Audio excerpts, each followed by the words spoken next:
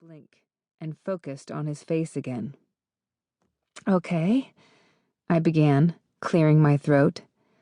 "Let's forget the fact that we're not even officially a thing, but are you breaking up with me?" He nodded sagely. "Yeah, I am." "Is this because I haven't slept with you?" God knew he'd been trying since the first date. After dinner tonight, he'd invited me back to his apartment. I'd declined. Had he known he was dumping me then? If I had slept with him, would he still be breaking up with me? Jerk. His face flushed, his tanned skin turning ruddy. "You have a high opinion of yourself." "No more than you do," I snorted. "I mean, you think I want to marry you after 4 dates?" I shook my head. "Ego much?" "Look, you told me yourself that you were with your last boyfriend since high school, and you thought you were going to marry the guy." He shook his head and gave me that pitying look again. "I'm not up for being his replacement." I fumbled for the door handle. "I'm not looking for a replacement." "You should lighten up, Georgia." He gave my shoulder an obnoxious squeeze. I looked back at him. "Come on, you're a pretty girl. Stop being so serious and have some fun."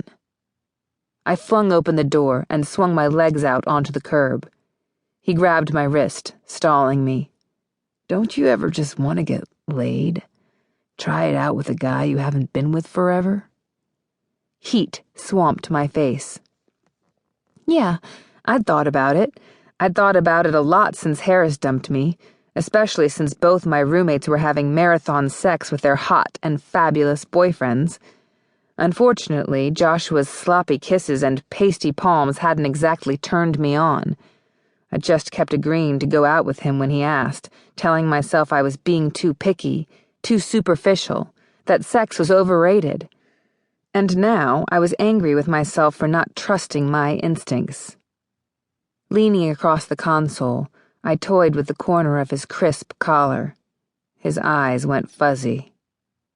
"What about it, Georgia?" His voice got all husky. "Want to knock the cobwebs off it?" Charming. "Yeah," I breathed against his lips. "I think about sex. Hot sex. A lot. I think about doing it with a guy until my eyes roll back in my head and I forget my name." He groaned and tried to close the tiny bit of space between our lips, but I pulled back, releasing his collar. "So I better go find that guy, huh?" Feeling somewhat mollified by the stunned look on his face, I pushed out of the car and slammed the door. Without looking back, I marched up the sidewalk to my dorm and punched in the numbers on the keypad, muttering to myself the entire time, vowing that I was done, finished, no more dates, no more falling for guys who looked good on paper. They all said the right things at first, but after a few dates, poof, the prince turned into a frog. I stopped in front of the elevator and punched the button. I tapped my boot heel impatiently, eager to get in my room and in a pair of comfy yoga pants. I had the place to myself tonight. Both Pepper and Emerson were with their boyfriends, and probably would be all weekend. Sadness pinched me at the thought. Then I instantly felt guilty. If 2 girls ever deserved happiness, they did. Ironically, a few months ago, I was the one with the boyfriend and they were single. I didn't begrudge them their happiness, but I was lonely. No Harris. My best friends busy with their own lives. I could only study so much. My grades were better than ever.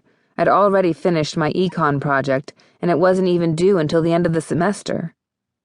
As I waited in front of the elevator, the building's outside door beeped open and then clanged shut. Annie strolled in, wearing a loose, low-cut blouse and tight-cropped pants. "Hey, G!" She stopped beside me, slurping from a ridiculously large iced coffee, piled high with whipped topping. She eyed me up and down, taking in my outfit. I was dressed to go out in jeans, boots, and a light cashmere sweater. "You already go out?" "Yeah."